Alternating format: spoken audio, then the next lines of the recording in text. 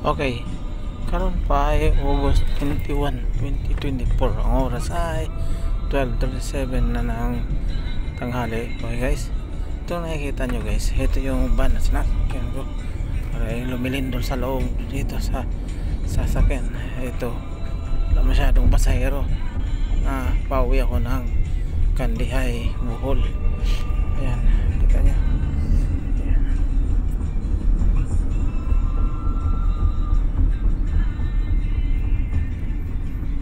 Alog-alog dito.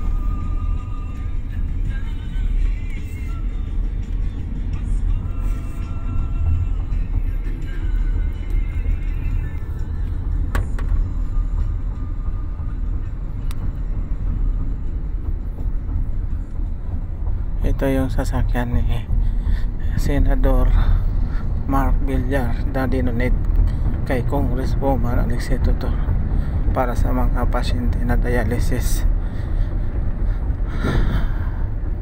At kasama na ako dito na may kapansanan sa mata.